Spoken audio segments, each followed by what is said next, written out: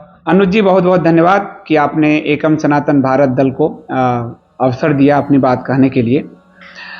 हम जो हमारी पार्टी है उसका जो मूल संकल्प है, जिसके आधार पर ये पार्टी बनी है, वो 7 मूल संकल्प को हम लेकर चले हैं। और शायद भारत के इतिहास में स्वतंत्रता के बाद ये पहली ऐसी पार्टी है जिसने अपने मुद्दों को इतना स्पष्ट किया है। वरना आप चुनाव में देखते होंगे, चुनाव आता है, उससे 2 दिन पहले कोई घोषणा पत्र जारी करता है और जनता को कुछ मालूम नहीं होता है, फ्री रेवड़ी बांटी जाती है, काम खत्म। या फिर आपने देखा होगा जैसे भारतीय जनता पार्टी को राम मंदिर आंदोलन चल रहा था, इनको जब 2 सीट आई कुछ समझ में नहीं आ रहा था तो ये राम मंदिर में कूद गए थे। तो क्लियर विजन के साथ कोई पार्टी पहली बार आई है, और सनातन धर्म को लेकर तो बिल्कुल ही पहली बार आई है कोई भी पार्टी।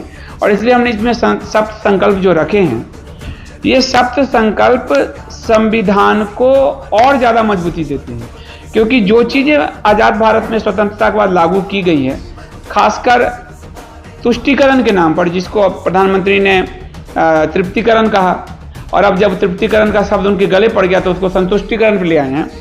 ये संविधान के पैरेलल एक संविधान खड़ा कर दिया गया। आप देखोगे संविधान में वक्फ एक्ट नहीं है, इसको बाद में बनाया गया। संविधान में अल्पसंख्यक मंत्रालय नहीं है, अल्पसंख्यक आयोग नहीं है, उसको बाद में क्रिएट किया गया।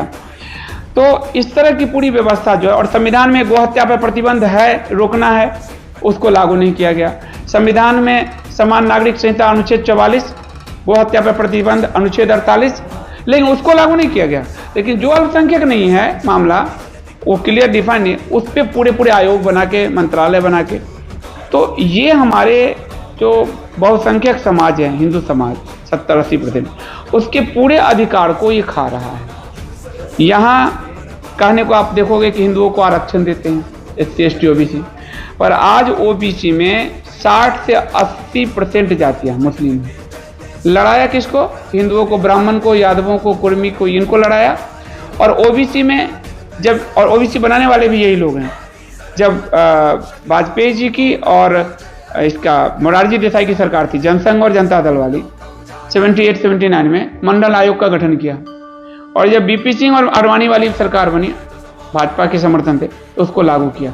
अब ये लोग नहीं समझ पाए कि ये मंडल कमीशन की आड़ में मुस्लिम आरक्षण खोला गया, जो संविधान के विरुद्ध है।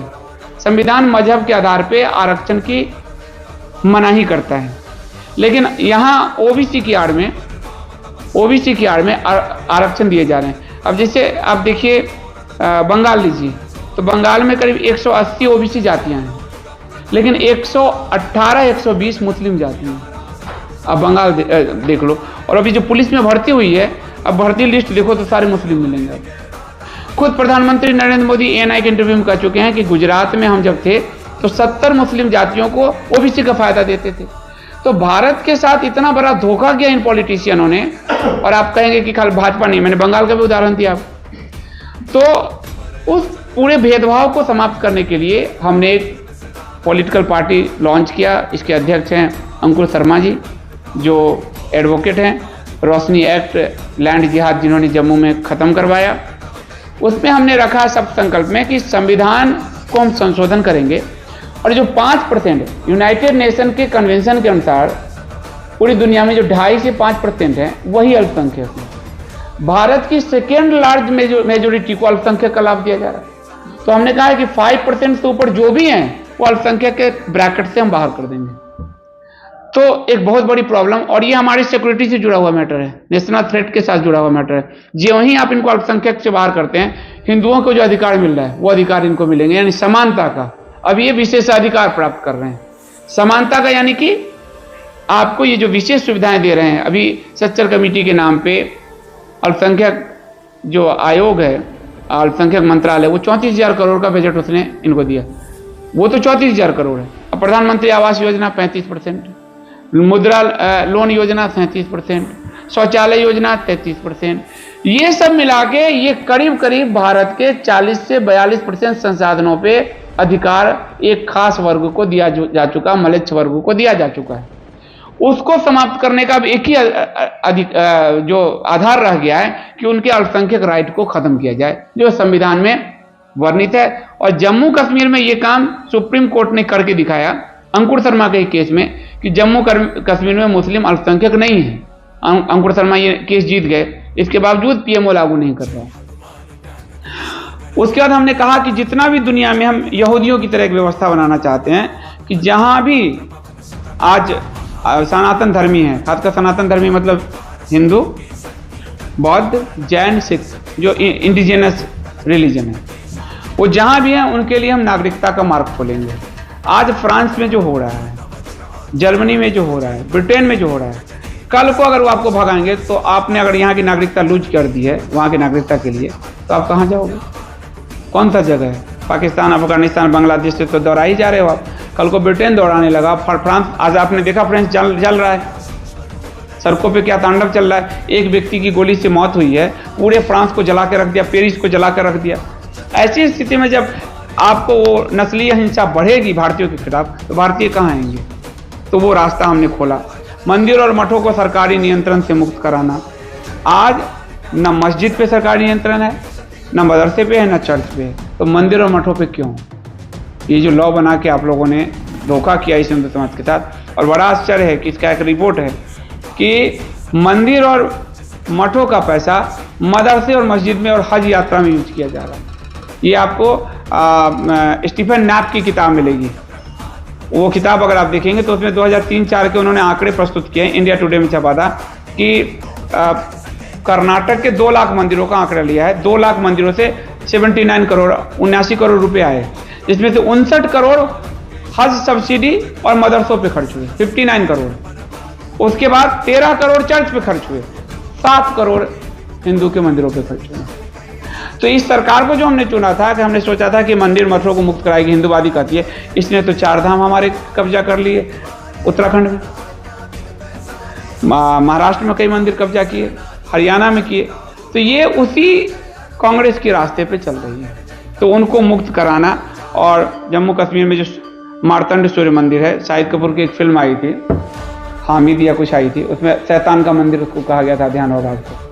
वो हमारा सबसे पावर सेंटर है, सूर्य जो है वो मंदिर आज भी जो शैतान करे, तो उनको हम उसका पुनरुद्धार, कृष्ण जन्मभूमि का पुनरुद्धार, काशी के ज्ञानवापी तीर्थ क्षेत्र का हमने इसमें लिखा है। और हम इसके लिए अध्यादेश लाएंगे। हम मोदी की तरह, मोदी सरकार की तरह हम बैक स्टेप नहीं करेंगे कि सुप्रीम कोर्ट के फैसले को अपनी बताएं। हम अध्यादेश लाएंगे और सरदार पटेल ये रास्ता हमें दिखा चुके हैं सोमनाथ मामले में, तो हम कुछ भी असंवैधानिक नहीं करने जा रहे हैं। उसके बाद तीसरा है कि हम हिमालय के सारे राज्यों को बचाएंगे। हिमालय जो है, आप बचपन से सोचते हो कि ऋषि मुनियों की भूमि है, हमारे देवभूमि है, तीर्थ क्षेत्र है। आज उसमें आपके हर की पैरी पर देखोगे सामने रोहिंग्या बसा दिए गए हैं। अंग्रेजों ने कहा था कि हरिद्वार के 3 से 5 किलोमीटर के दायरे में दूसरे विधर्मी नहीं बसेंगे, और मदन मोहन मालवीय जी और अंग्रेजों का समझौता हुआ था। और आज ये तथाकथित हिंदूवादी सरकार में सामने रोहिंग्या बसे हुए हैं। पूरे हिमालय जब उत्तराखंड बनी थी, वाजपेयी की सरकार थी, 1.8% मुस्लिम थे, आज 18% हो गए हैं। ये स्थिति है उत्तराखंड की। हिमाचल में भी जम्मू का हमने लिया है। उसके बाद जम्मू के का डिवीजन करके एक हिंदू नेशन स्टेट बनाना है, नेशन ने हिंदू स्टेट बनाना है जम्मू को, तो वो हमने लिया है डिसीजन। गो हत्या पे संपूर्ण प्रतिबंध, अनुच्छेद हमें 48 इसकी अनुमति देता है।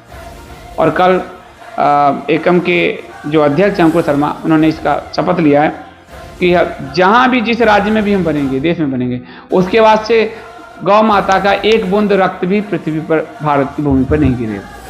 ये शंकराचार्य जी का संकल्प है, उसको हमने अब इंडोर्स किया है कि हम आपकी उसमें साथ हैं।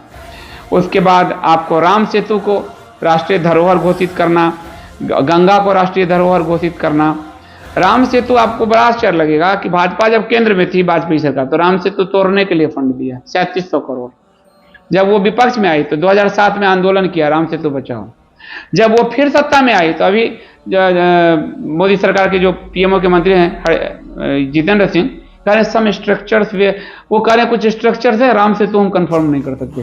तो सत्ता में कुछ, विपक्ष में कुछ, ये जो दोगला आचरण है, जहां हमारे श्री राम भगवान के चरण पड़े, उसको राष्ट्रीय धरोहर घोषित करना ही हमारा संकल्प है। सुब्रमण्यम स्वामी ये केस डाले हुए हैं, मोदी सरकार कोई जवाब नहीं दे रही, भाग रही है, क्योंकि उनको कोई मतलब नहीं है हिंदू धर्म से, वो सिर्फ ढकोसला करते हैं। और गंगा में आप देखेंगे कि गंगा के तो धारा को बदल दिया इन्होंने बनारस में, अर्धचंद्राकार धारा को। गंगा को तो ये और प्रदूषित कर रहे हैं, ये कह रहे हैं कि माँ गंगा ने बुलाया। गंगा में जब नितिन गडकरी जब तक मंत्रालय देख रहे थे, उन्होंने अच्छा काम किया। नितिन गडकरी को हिंदुत्व का कहीं श्रेय न मिल जाए, हटा के एक ऐसे डंप मंत्री को लाया है गंगा के सत्यानाश करने के लिए। तो हिंदुत्व से इनका कोई लेना नहीं है। वक्फ एक, आज आपके घर पे वक्फ वाला दावा कर दे कि मेरा घर है, तो आप साबित करने के लिए आपको लगना पड़ेगा, उनको नहीं। ना हाई कोर्ट जा सकते हो, ना सुप्रीम कोर्ट जा सकते हो, वक्फ ट्रिब्यूनल में जाना होगा। सुनने वाले वही, फैसला देने वाले वही, आपके घर गए। और इसका उदाहरण है कि सोमनाथ मंदिर, जिस मंदिर का मेन ट्रस्टी भारत के प्रधानमंत्री नरेंद्र मोदी हैं, उस सोमनाथ भूमि की 52 बीघा जमीन वक्फ को एक बोर्ड ले चुका है। यानी गजनी वाली काम अभी हो रहा है। तो वो वक्फ एक्ट को तत्काल प्रभाव से निरस्त करेंगे। प्लेसेस ऑफ वर्शिप एक्ट, आप अपने मंदिर पर दावा नहीं कर सकते। ये जो नरसिम्हा राम की कांग्रेस सरकार ने बनाया था, उसको हम खत्म करेंगे। और जहां जहां 40,000 हमारे मंदिर हैं, वो क्लेम किया जाएगा, पुनरुद्धार किया जाएगा, उसको लिया जाएगा। हम गुलामी के निशान को न रसिया ने रखा, कोई देश नहीं रखता सिवाय भारत के। तो इसको हम खत्म करेंगे, प्लेसेस ऑफ वर्शिप एक्ट को। सच्चर कमेटी, मोदी जी धोखा देते हुए आए, 2013 में सुप्रीम कोर्ट गए, सच्चर कमेटी का विरोध करते हुए 14 में आए, सच्चर कमेटी लागू कर दिया। आज सच्चर कमेटी का एक प्रावधान सिर्फ आप देख लीजिए, मुस्लिम इलाके में मुस्लिम पुलिसकर्मी की बहाली हो, ये प्रधानमंत्री कार्यालय ने ये ऑर्डर जारी किया। आप अपने वीडियो में सर्च कर लीजिएगा, 2019-20 का भारत सरकार के अल्पसंख्यक मंत्रालय का वार्षिक रिपोर्ट है, पेज नंबर 67-68। तो जब दंगा होगा तो पुलिस और दंगाई दोनों मिलकर आपको मारेंगे। ये सच्चर कमेटी, जिसको हम तत्काल प्रभाव से निरस्त करेंगे। संविधान के अनुच्छेद 30 को संशोधित करके अब मदरसा पढ़ा रहा है, अपना चर्च पढ़ा रहा है। हम अपने कोर्स क्यों नहीं पढ़ा सकते? हम गीता क्यों नहीं पढ़ा सकते? रामायण क्यों नहीं पढ़ा सकते? तो हम वो व्यवस्था, यानी आज हमें अपने संस्कृति को पढ़ाने का भी अधिकार नहीं है। और हम बहुसंख्यक हैं, हमारे को तो 4th कैटेगरी का नागरिक बनाया गया, तो वो हम उसको बहाल करेंगे। जो डेमोग्राफिक इन्वेजन है, जनसंख्या का हमले जो पूरे हिमालय क्षेत्र में हो रहा है, आपके जहाँ भी देखो रोहिंग्या बांग्लादेशी, आपको ध्यान होगा 13 में मोदी जी के बड़े दावे थे कि आते ही बांग्लादेशी को, अब आपको लग रहा है बांग्लादेशी रोहिंग्या इन्होंने हटाया, तो दिल्ली में बसा रहे हैं, जम्मू में बसा दिया है। तो उसको हम लोग पूरा रोकेंगे और जनसंख्या का संतुलन स्थापित करेंगे। उसमें जनसंख्या नीति लाना हो, या फिर जनसंख्या को के डेमोग्राफी को जिस तरह से इन लोगों ने चेंज किया है, हमला करके क्षेत्र को बदला है, उसको ख़त्म करके सारे अवैध इंक्रोचमेंट हटाए जाएंगे। रेलवे के ज़मीन से हो आपको, और इसका रिकॉर्ड है कि अंकुर शर्मा ने आप रोशनी एक्ट से इसको खाली करवाया है, ख़त्म करवाया है। और आप जब जम्मू जाएंगे तो भटिंडी क्षेत्र है, पूरा पहाड़ी है, वहाँ 7-7 मंजिला मुस्लिम बिल्डिंग बनी हुई है। तो जब तोड़ने के ऑर्डर आए तो मोदी सरकार गई कोर्ट में कि हम इनको नहीं तोड़ सकते, तो वो हम करवाएंगे, क्योंकि जंगल पहाड़ सब पे इनके कब्जे हैं। तवी नदी है जम्मू में, तवी मतलब भगवान सूर्य की बेटी को कहा जाता था, उसका पूरा बेल्ट मुस्लिमों ने कब्जा कर लिया। उस पूरे तवी नदी का हाई कोर्ट ने सर्वे किया है, एक केवल दूसरी जाति का निकला है, दूसरे धर्म का, बाकी सब मुस्लिम। नदी के पेट तक ये खत्म कर दें, खा रहे हैं। और उसके बाद जो है एक एक्सक्लूसिव जो विकास जो है, इन्होंने विकास के नाम पे आपने देखा जोशीमठ खत्म किया, काशी खत्म किया, महाकाल। तो हमने कहा सिर्फ विकास नहीं करेंगे, हम आध्यात्मिक विकास करेंगे, सांस्कृतिक विकास करेंगे, ऐतिहासिक विकास करेंगे, इतिहास को सही कराएंगे, सामाजिक मूल्य की पुनः स्थापना करेंगे। जिस तरह से ये गे मैरिज के लिए पागल हुए जा रहे हैं सब, जिस तरह से आप उनको अडल्ट्री को, सामाजिक मूल्य को स्थापित करने के लिए, फैमिली सिस्टम को बहाल करने के लिए हम काम करेंगे। क्षेत्रीय भाषा को लेकर हम काम करेंगे। क्षेत्रीय भाषा सब कुछ अंग्रेजी में हो रहा है, अंग्रेजी अच्छी भाषा है, उससे द्वेष नहीं है, लेकिन अगर वहाँ के तमिलनाडु के कोर्ट में तमिल में हो सकता है तो क्यों नहीं होना चाहिए, अंग्रेजी में क्यों होना चाहिए? तो क्षेत्रीय भाषा और पर्यावरण जो है, आपने जोशीमठ की स्थिति देख ली है, पर्यावरण का कितना विनाश किया गया है। आज विकास के नाम पे पूरे कंक्रीट का जंगल बनाया जा रहा है, पेड़ सब काटे जा रहे हैं। काशी विश्वनाथ में अक्षय वट वृक्ष उखाड़ के फेंक दिया गया है। तो ये पर्यावरण का जो विनाश हो रहा है, ऐसा लग रहा है जैसे कि पश्चिम की शक्तियां इनसे सब करवा रही हैं। तो पर्यावरण को आज हमारे हिंदू धर्म में आपने देखा, पीपल बरगद तक की हम पूजा करते हैं, पत्थरों की पूजा करते हैं। पर्यावरण का रक्षण बहुत जरूरी है, पर्यावरण अगर रहेगा तो मनुष्य रहेगा, मनुष्य का हर प्राणी रह पाएगा। तो पर्यावरण का संपूर्ण विकास करेंगे और पूरी टोटलिटी में हम लेके काम करेंगे। साथ ही जो भारतीय सेना में अग्निवीर योजना लाए हैं, रेजिमेंटल सिस्टम जो है हिंदू, उसको ख़त्म कर रहे हैं और उसमें वो मलिच्छ भर रहे हैं। तो हमने कहा कि भारतीय सेना के परंपरागत ढांचे को अक्षुण्ण बनाएंगे, सेना को सम्मान देंगे। सेना के नाम पर ये राजनीति करते हैं और सेना को आप देखते होंगे पूर्व सैनिक भटक रहे हैं पेंशन आदि सब के लिए, उनको, उनकी पूरी फैमिली को सम्मान देंगे। पुलिस और सेना दोनों का सशक्तिकरण और आधुनिकीकरण करेंगे, दोनों का।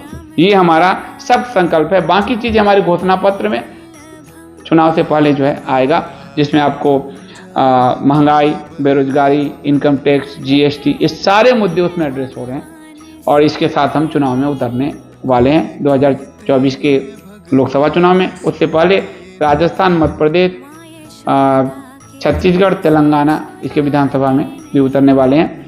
और अभी तक हमारा रिकॉर्ड है, एक चुनाव में हम उतरे हैं, आपको पंचायत के निगम के चुनाव में यूपी में, और 100% स्ट्राइक रेट है। हम एक चुनाव में उतरे, हम एक जीते, वो एक मॉडल बनाया था। तो हम हिंदू के मुद्दे, सनातन धर्म, संस्कृति और सभ्यता के मुद्दों के साथ अगले चुनाव में एक पॉलिटिकल पार्टी के नाते हम उतरने जा रहे हैं।